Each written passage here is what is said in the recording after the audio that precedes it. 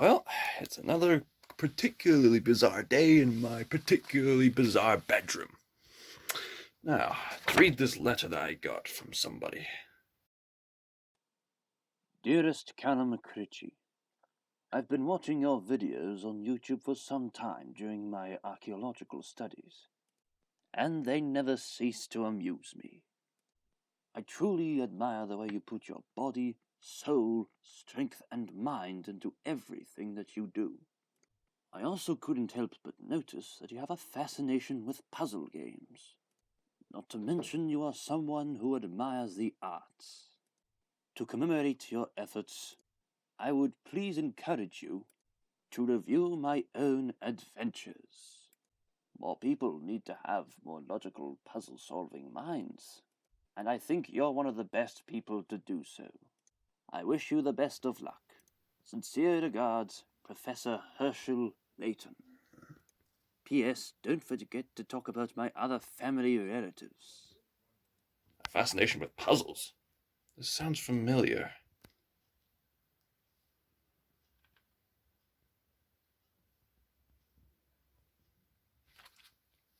Professor Herschel Layton?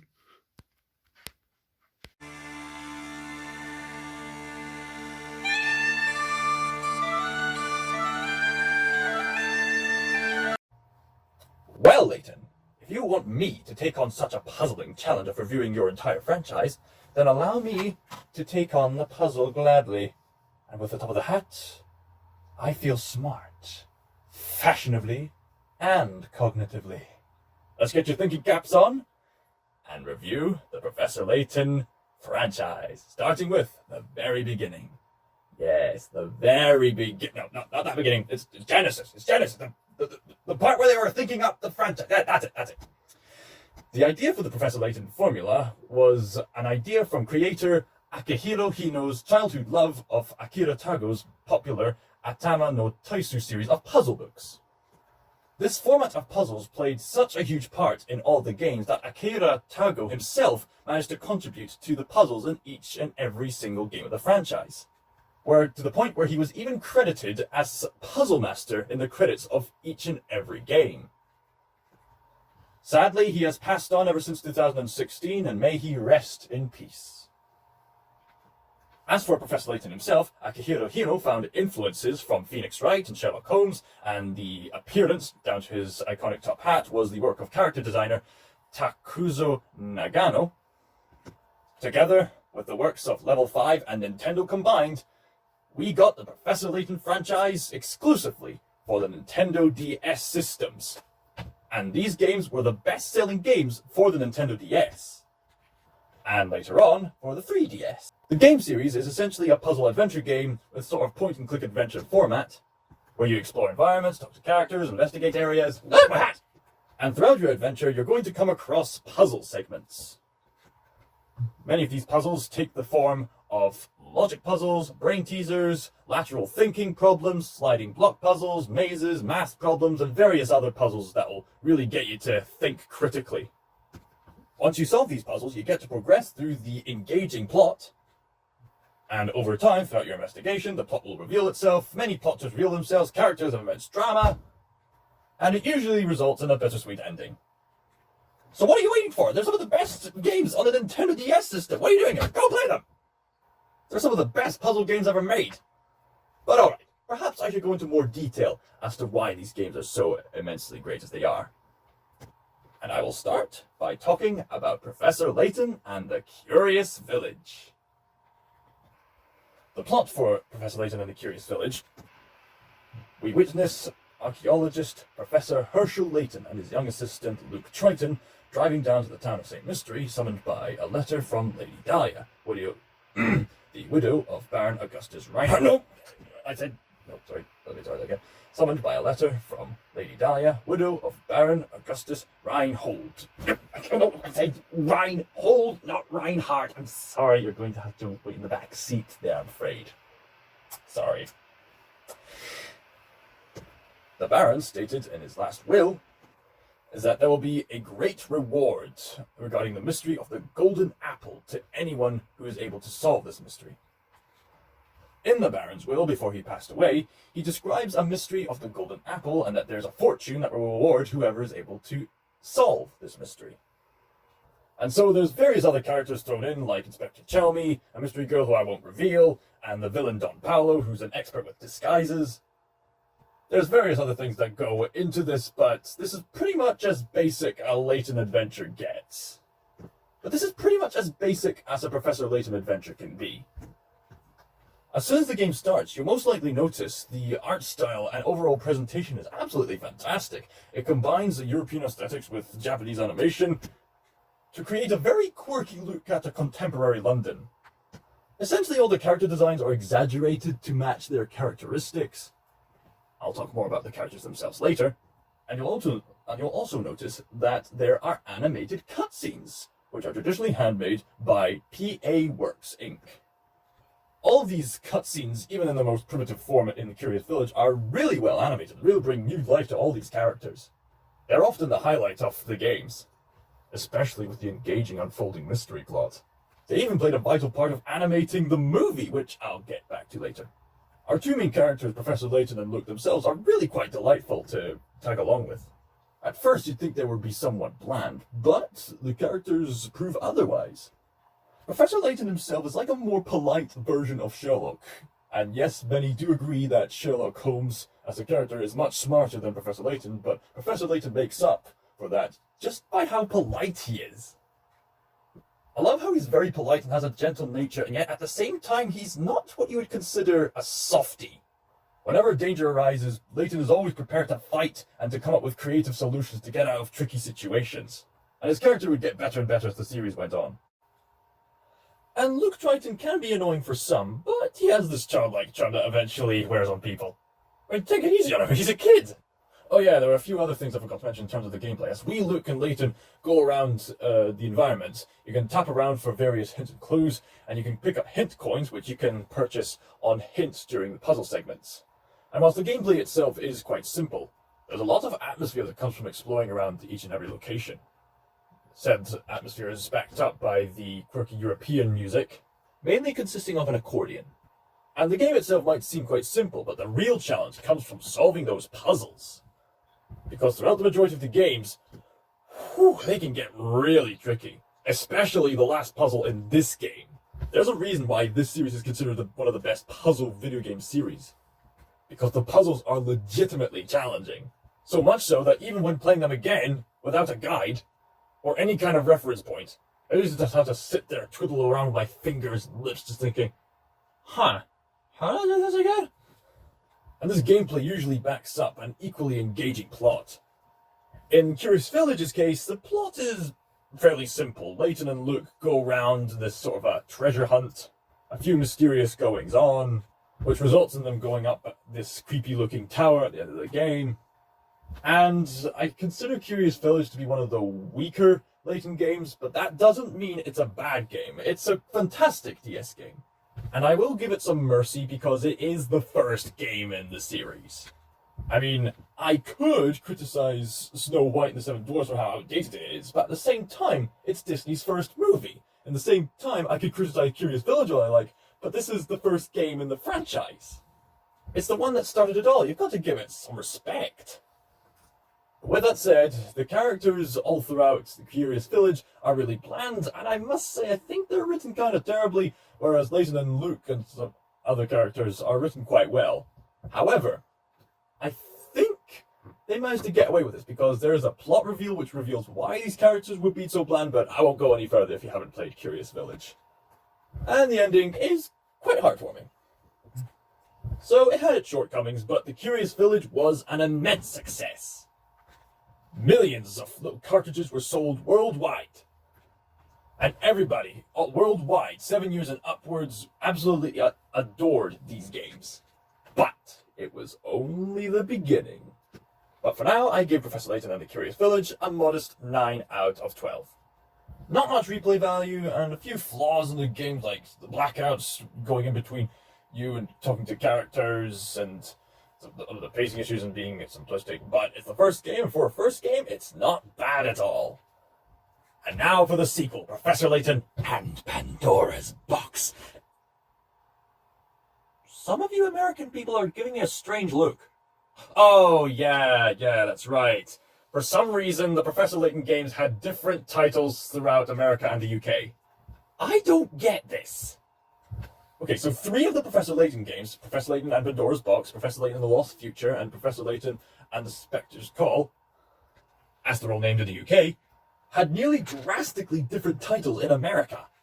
The USA versions are called Professor Layton and the USA versions are called Professor Layton and the Diabolical Box, Professor Layton and the Unwound Future, and Professor Layton and the Last Spectre. These titles are fine, but am I missing out on American language during school? You know, French, German, Gallic, Spanish, American. Why have these different titles if we speak English anyway? And they didn't do this with all the Professor Layton games, just the 3 that I mentioned.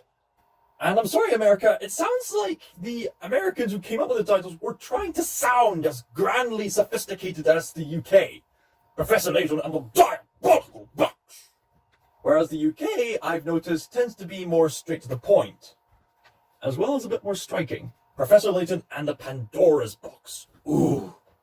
So simple, yet anyone who knows of the Greek myth legend instantly knows what kind of box it is. It brings death and destruction and pain and misery. Whereas the USA, Diabolical Box.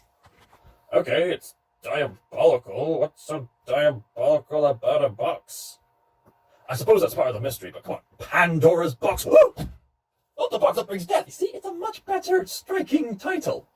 The other 2 titles I don't mind so much. But Unwound Future, compared to the UK saying Lost Future. Again, I've noticed that the UK version is a bit more straight to the point. It's more simple and poignant, if you ask me.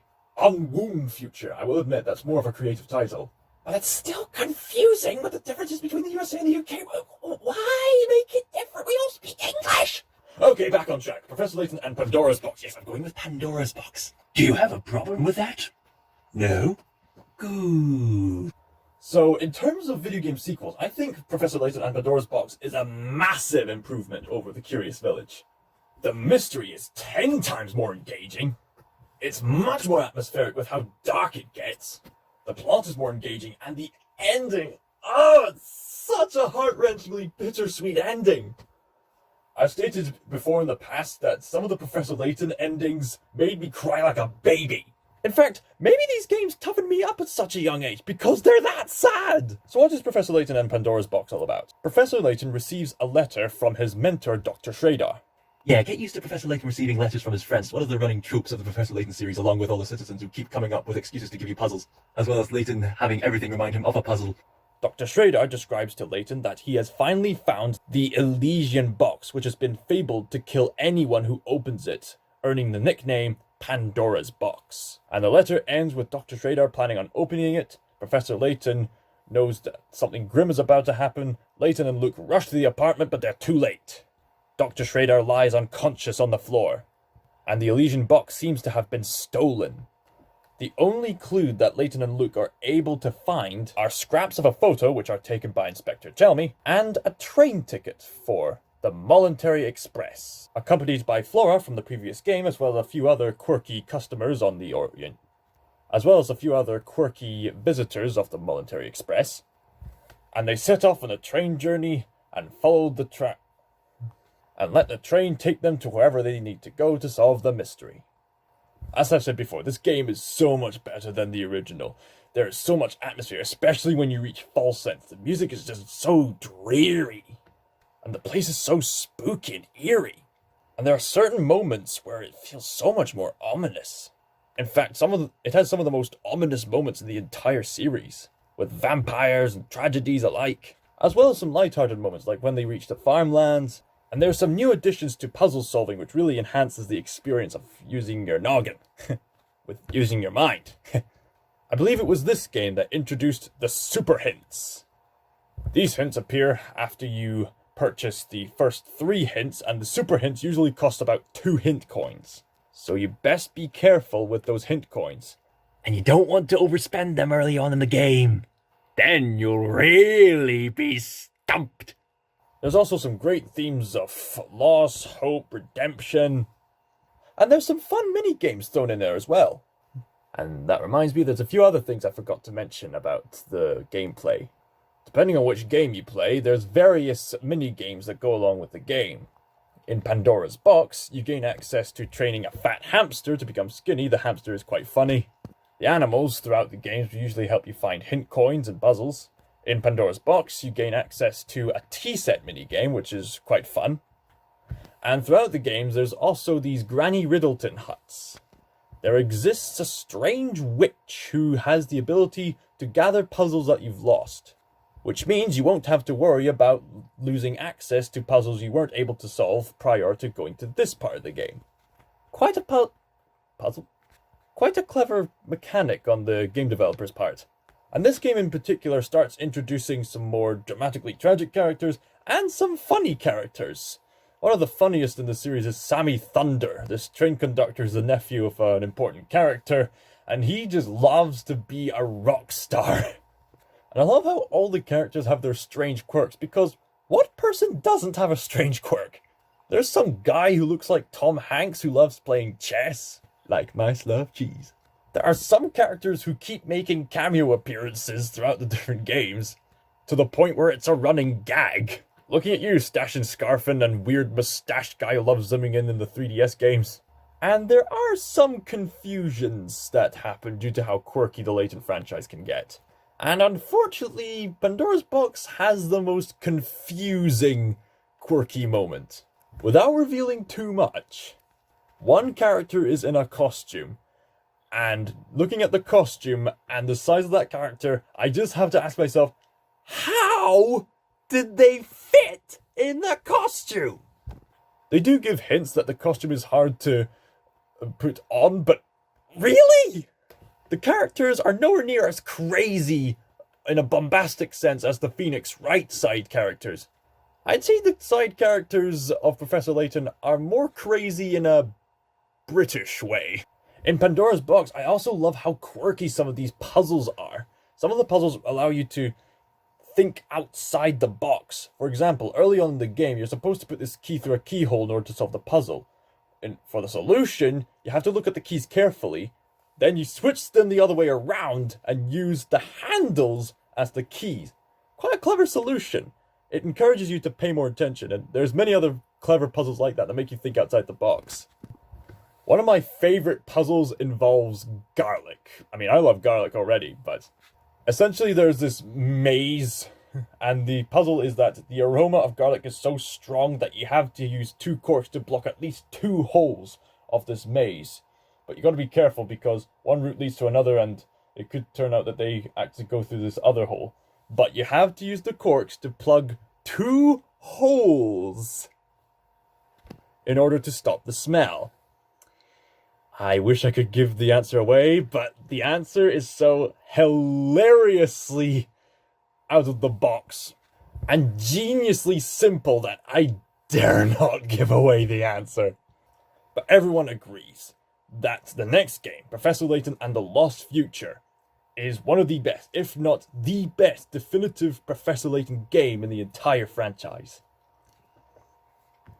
This is by far the most engaging Professor Layton story yet, as Professor Layton gets a letter again, except this time it claims to be from his apprentice Luke from 10 years in the future.